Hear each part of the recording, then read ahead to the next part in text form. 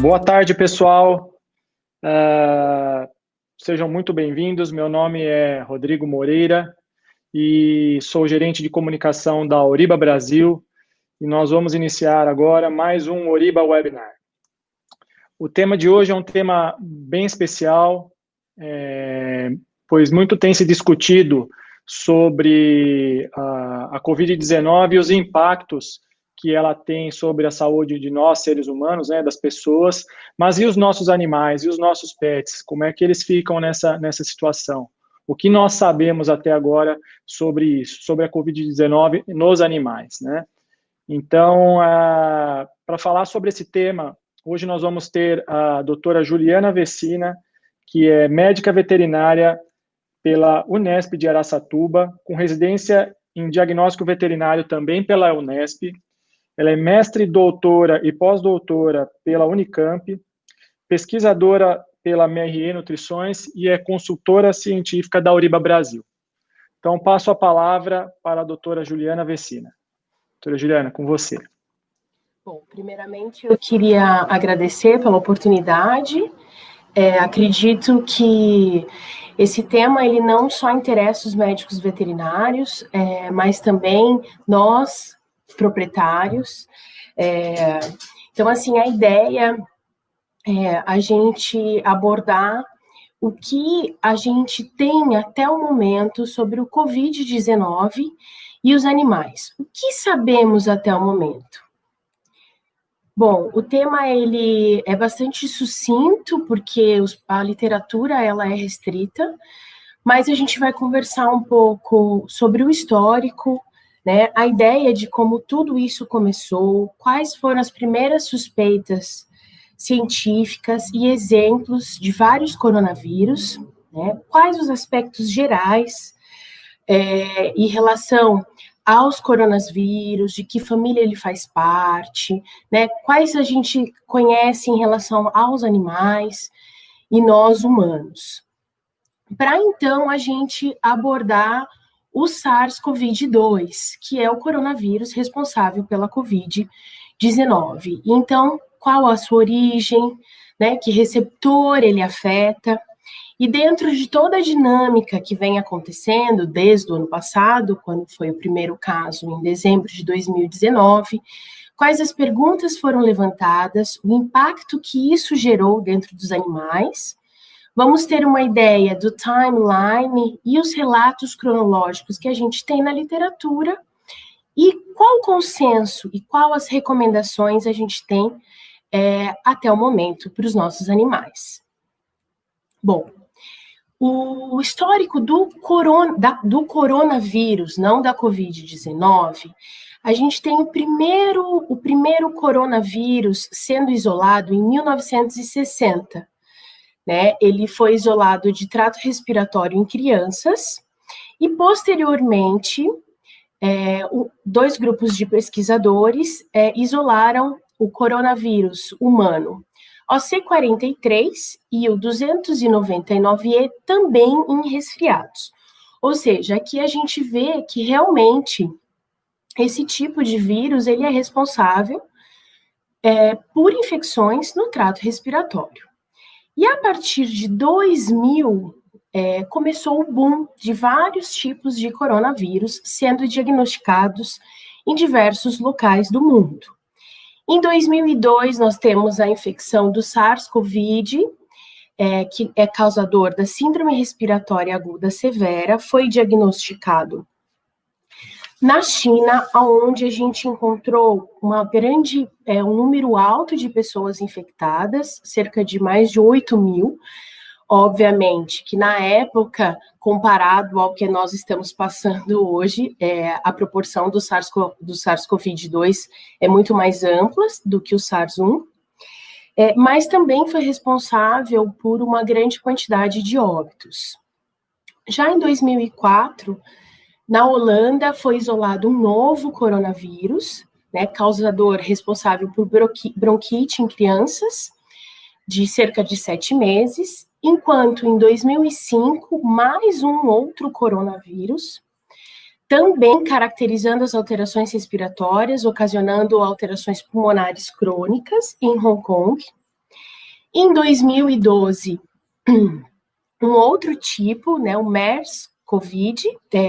coronavírus, mais uma vez afetando o trato respiratório, sendo responsável por pneumonia na Arábia Saudita, e agora, em dezembro de 2019, o SARS-CoV-2, né, que foi o primeiro caso em Wuhan, na China. O que chama a atenção do SARS-CoV-2 é essa capacidade, essa virulência, né, e capacidade de transmissão do coronavírus. E aí, em janeiro de 2020, a Organização Mundial caracterizou a pandemia como emergência pública. Só para vocês terem ideia, hoje eu verifiquei o número de casos que temos hoje no Brasil. São mais de 5 milhões de pessoas afetadas e mais de 150 mil mortes, tá? Graças a Deus, agora no Brasil, a gente já está pelo terceiro dia com uma taxa de menos 1%. Então, provavelmente, a gente já está entrando em queda, apesar que a gente consegue ver as notícias que está ocorrendo uma segunda onda em outros países. Bom, voltando um pouquinho sobre quem é o coronavírus, né? O coronavírus, ele é o maior RNA vírus conhecido, o código genético dele é composto por RNA. Por que ele tem esse nome? Né? Porque na microscopia eletrônica, o envoltório dele é bem semelhante a uma coroa. Ele faz parte da família Coronaviridae e dentro desta família nós encontramos 4 principais gêneros, aonde a gente vai conversar um pouco mais sobre o que nos interessa hoje, são os alfa-coronavírus e os beta-coronavírus. Mas, a título de curiosidade, nós podemos encontrar os delta-coronavírus, que são mais comuns em mamíferos, enquanto o gama-coronavírus, nós encontramos doenças causantes em aves e os grandes mamíferos. Bom, o que a gente sabe até agora é que, dentro da família Coronaviridae, o gênero de alfa-coronavírus são onde a gente encontra os coronavírus que já conhecemos dentro da medicina veterinária, que é o coronavírus canino, canino, coronavírus, é o causador de gastroenterite em cães. Enquanto em felinos nós temos o F, coronavírus, causador da peritonite infecciosa felina. Esses dois vírus, eles não são transmitidos para animais, para humanos, tá? Eles são específicos dessas espécies. Canino, causando gastroenterite, e o felino, causando peritonite infecciosa felina. Enquanto o SARS-CoV, seja ele o 1 ou seja o 2 e o MERS, eles não fazem parte do gênero alfa-coronavírus, e sim do beta-coronavírus. Então, aqui a gente vai encontrar o SARS-CoV-2, que é responsável pela coronavirose número 19, 2019, enquanto o SARS é responsável pela infecção de SARS, a síndrome respiratória aguda também, e o MERS. Até o momento, não existem evidências de transmissão desses beta-coronavírus para os animais, tá? Existem relatos, a gente vai entrar nesses detalhes, de infecções ambientais em animais. O que acontece? Qual a semelhança? Por que SARS-CoV-2? Eles têm uma diferença, ele é muito semelhante ao SARS-CoV, eles têm, as suas proteínas estruturais são bem semelhantes ao SARS-CoV-1. E o que acontece? O que assusta é a capacidade de transmissão.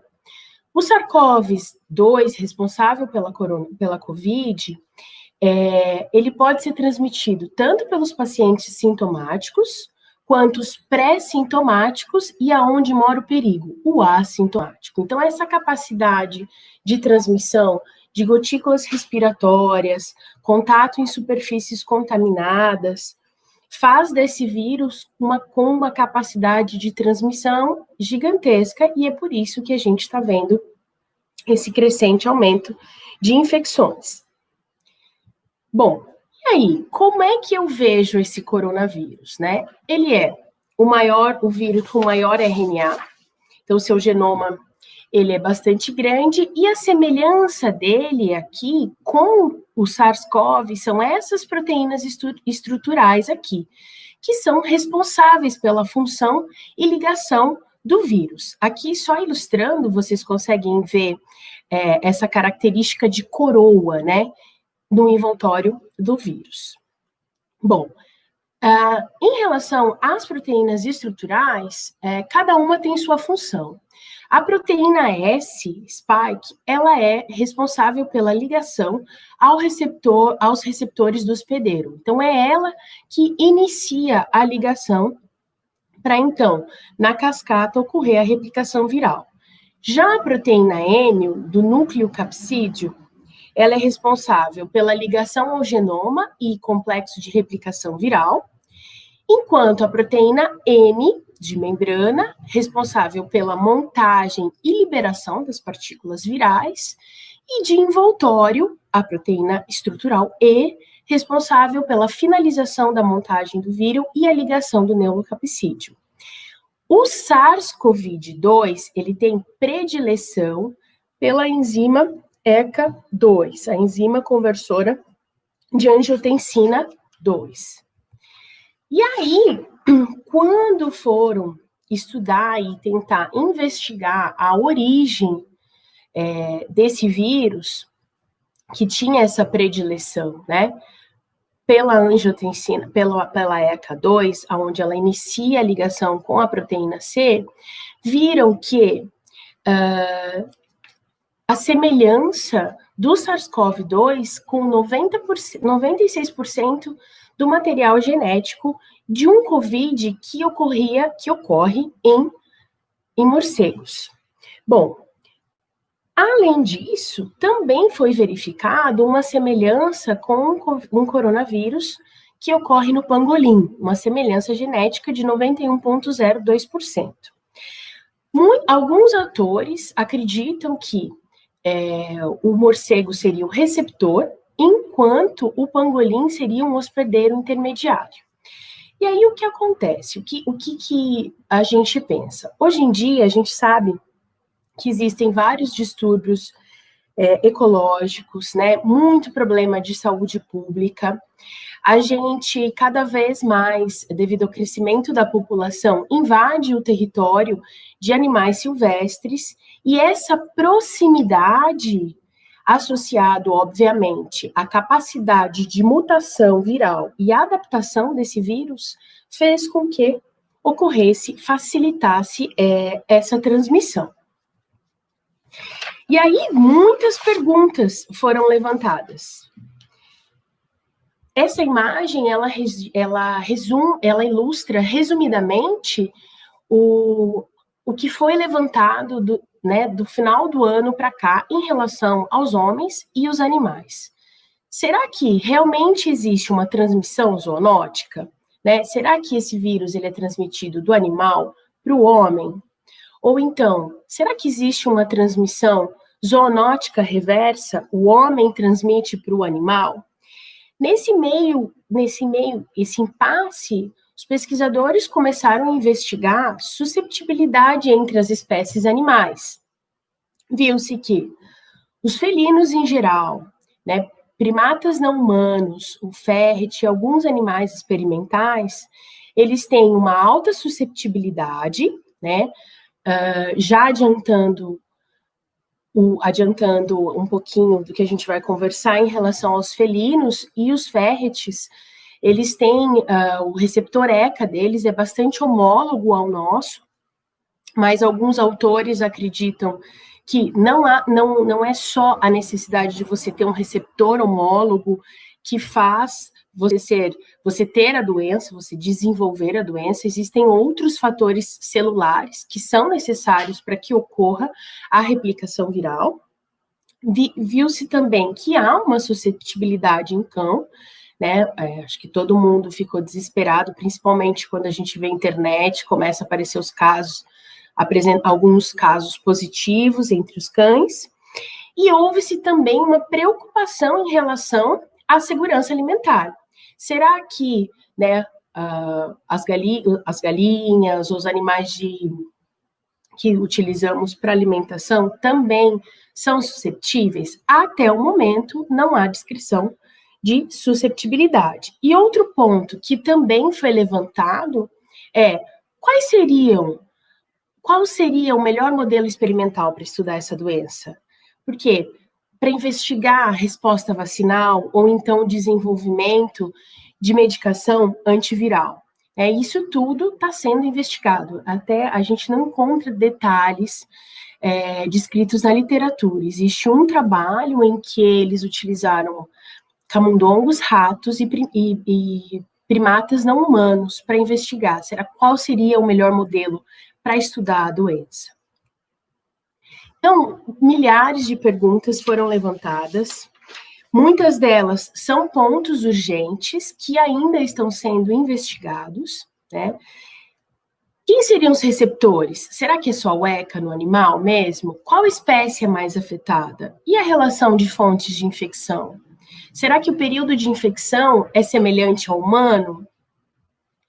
Qual o melhor diagnóstico? Esse é um ponto bastante importante, porque a gente vê na literatura os animais positivos para o real-time PCR. Essa técnica, ela detecta o quê? O antígeno, é uma partícula viral. A maioria dos ensaios, quando os animais foram positivos e foram testar a sorologia, dependendo da amostra, às vezes tinha presença de antígeno, mas a hora que você submetia esse antígeno a uma atividade viral em cultura, não havia o crescimento viral. Então, isso é doença ou não é doença? E em relação à ELISA, sorologia, a gente sabe que a sorologia ela é espécie específica. Eu não posso usar um kit para detectar a sorologia em humanos e em animal. Outro ponto interessante, quais as características e sintomas característicos dessa doença em animal, se ela ocorre ou não? Porque muitos dos sintomas são característicos de outras enfermidades em animal. Então, investigar o que é... Eu tinha uma professora de clínica que ela sempre falava, vamos sempre pensar no mais simples, né? No que a gente está habituado. Por quê? Você tem que ter um consenso em relação às testagens em animal. Hoje, o foco são os humanos, né? E a segurança alimentar. E um ponto que eu achei extremamente interessante foi em relação aos problemas de segurança. Porque a gente tem o hábito, né? A gente sabe que nas fronteiras a gente sempre utiliza os animais para investigar presença de droga, né, contrabando, esse tipo de coisa. E uma agência de segurança nos Estados Unidos levantou, será que se esses animais desenvolvessem a doença, eles também teriam perda de olfato ou diminuição do olfato, ou seja, hiposmia ou anosmia? Então, todas essas perguntas, elas foram levantadas e, infelizmente, elas ainda estão sendo estudadas. E até o momento, isso a gente vai sempre falar, não há evidências que cães e gatos podem ser infectados. Com tudo isso, quando surgiram os primeiros casos de Covid-19 em humanos, por ser um vírus que infecta os mamíferos em geral, né, o coronavírus, foi levantado na televisão lá na China, por essa agência mundial chinesa, que o vírus se movia entre os mamíferos, que as pessoas positivas deveriam deixar seus animais em quarentena, que a epidemia se espalhava em mamíferos. E aí, o que aconteceu na China? E eu acredito que ainda deva acontecer. Um abandono gigantesco de animais, um abate imenso de animal, e isso persistiu de uma maneira drástica até o começo de fevereiro de 2020. Nisso, a Organização Mundial de Saúde juntamente com outros órgãos regulatórios importantes dentro da medicina veterinária, não confirmou o fato. Não há nenhuma comprovação científica de que esses animais infectados vão transmitir ou estão desenvolvendo a doença. Então, não há necessidade de você deixar de cuidar do seu animal. Tá? A gente vai entrar em detalhes no consenso em relação, se você é positivo, tem a doença, o que faço com o meu animal? Aqui é uma relação de quando surgiram os primeiros casos, né?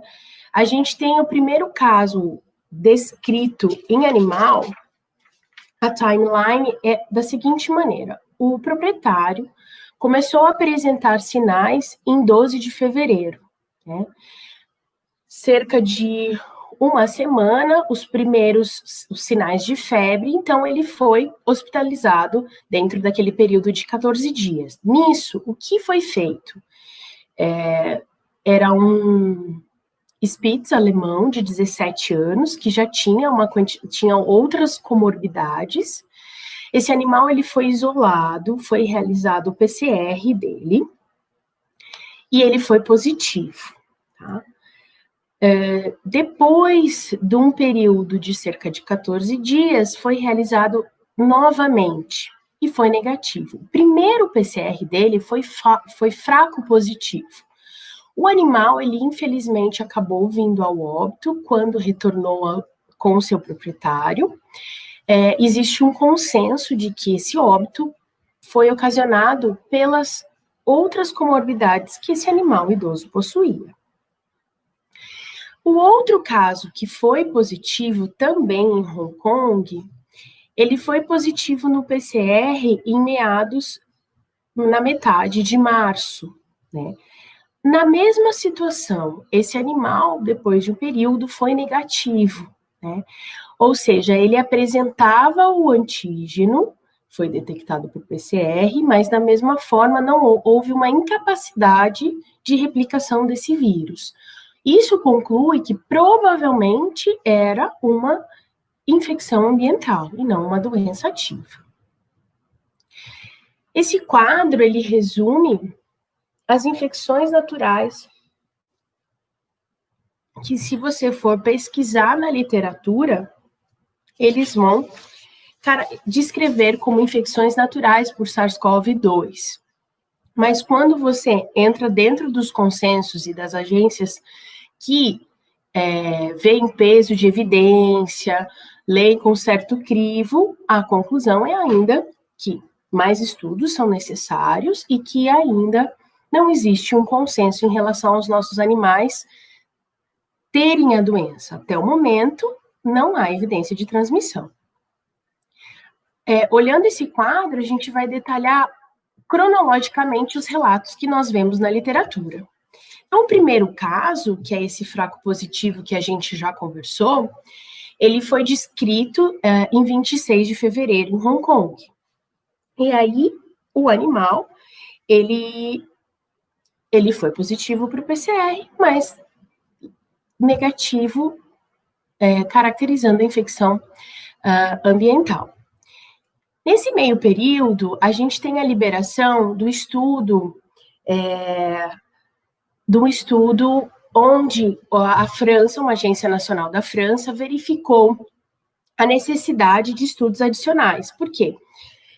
A gente vai comentar do estudo experimental que teve, onde a carga viral foi bastante grande, diferente do que acontece na infecção natural.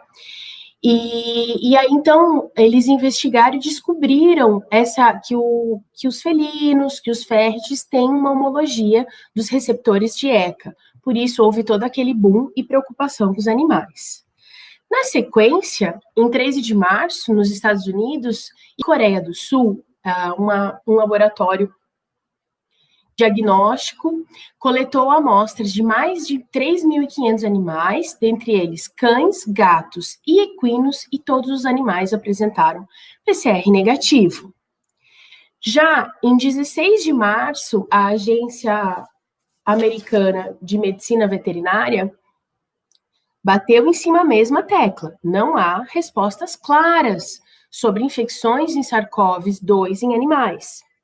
No mesmo período, a Organização Mundial da Saúde, a OIE, Organização Internacional de Epizootias, e o CDC, na mesma situação. Não há evidências que sugerem que cães e gatos possam ser fonte de infecção ou transmitir para humanos. Aí, então, veio o relato da literatura do segundo cão positivo em Hong Kong,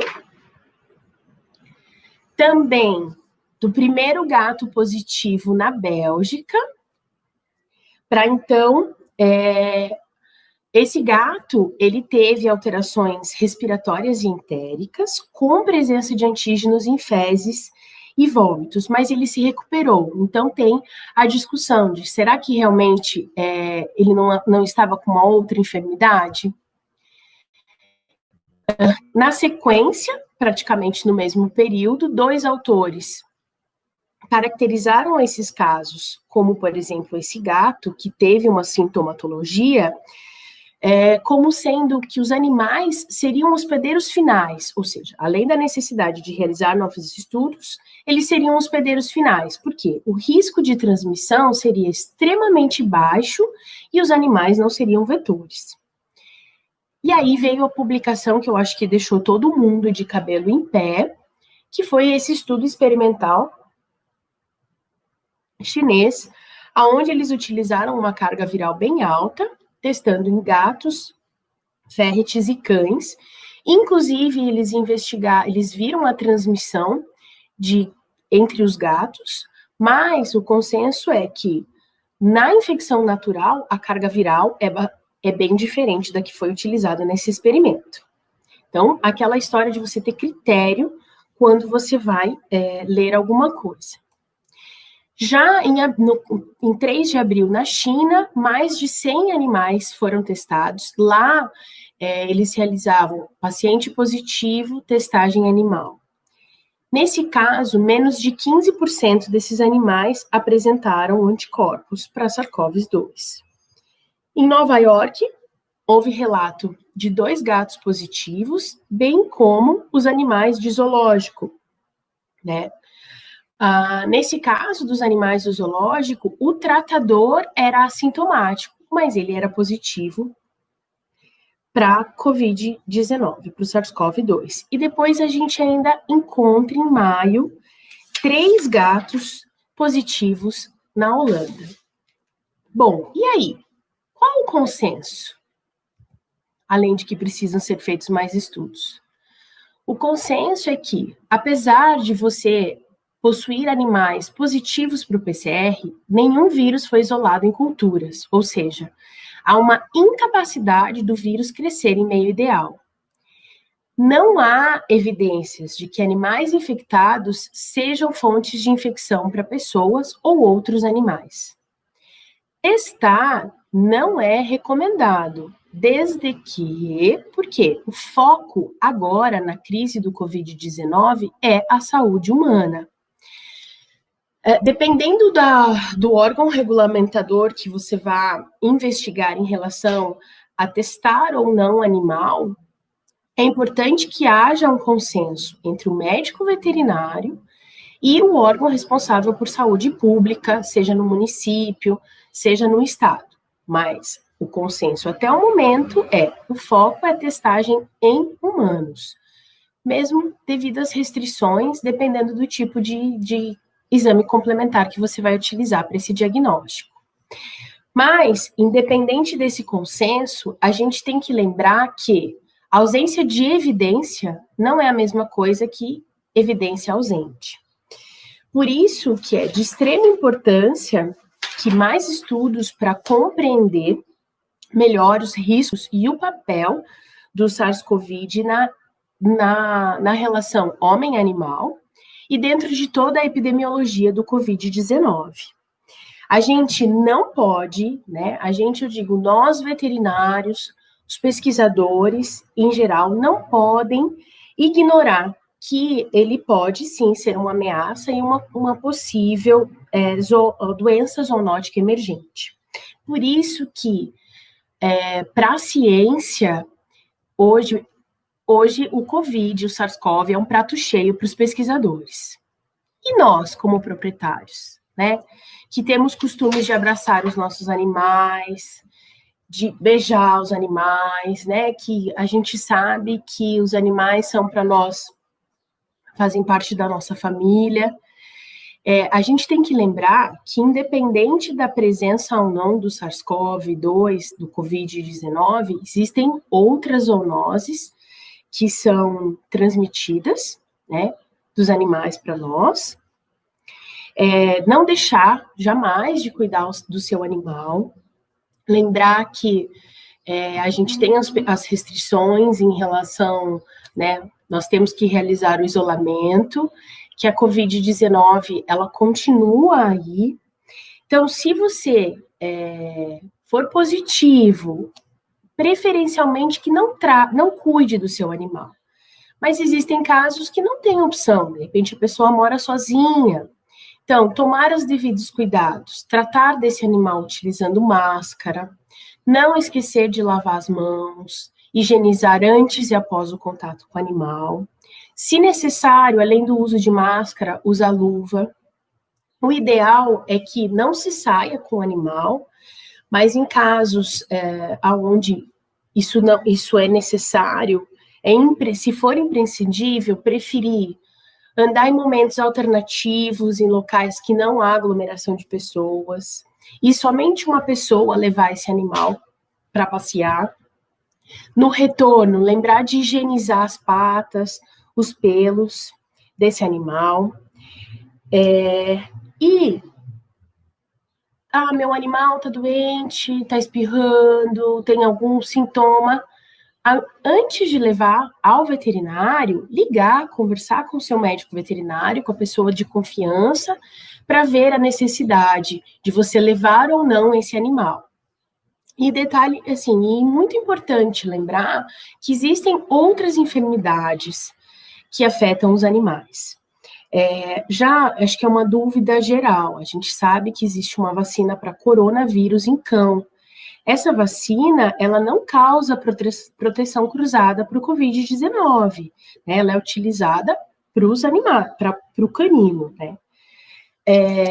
Bom, eu acho que, assim, dentro das recomendações que a gente tem hoje, lembrar o quanto é importante, e a gente tem a parte de bem-estar, porque as pessoas estão ficando isoladas nas suas casas, a gente sabe que houve um aumento de adoção de animais, então tomar os devidos cuidados, não só com o animal, né? Porque às vezes você tem outras pessoas dentro de casa, e se você não tomar esse cuidado com o seu animal, de repente essa infecção ambiental, você pode trazer a doença de fora, ele pode carregar essa doença de fora para dentro da sua casa. Então, lembrar de todos esses devidos cuidados. E, principalmente, a relação de saúde pública, né? Lavar a mão, higienizar bem as coisas. Eu acho que... não sei se tem alguma dúvida. Mas nós temos uma pergunta aqui enviada pelo chat aqui do YouTube, feita pela Denise Matos. Ela pergunta quais são os kits de PCR utilizados no estudo e quais os fabricantes. Os kits, eu vou ser bem sincera, Denise, eu não tive contato com os kits. Eu posso investigar os fabricantes, justamente porque o foco não é a testagem animal. Eu posso verificar para você se eles especificam no artigo, eu não me lembro. Eu acredito que os kits devem ser mais homemade e eles devem comprar o Prime e caracterizar a porção específica do vírus. Legal. Deixa eu ver se tem mais alguma pergunta aqui. Bom, não temos. Mas fica o contato também aí da doutora Juliana, né, doutora, se você quiser passar o teu e-mail aí, deixar o teu contato. A Denise, se ela quiser me mandar um e-mail para qualquer outra dúvida mais específica. Isso, exatamente. Pode mandar direto para você e você vai estar aí respondendo a todos, com certeza, né? Em nome da Auriba, eu queria lhe agradecer, doutora Juliana, pela palestra, pela excelente webinar que nós tivemos aqui.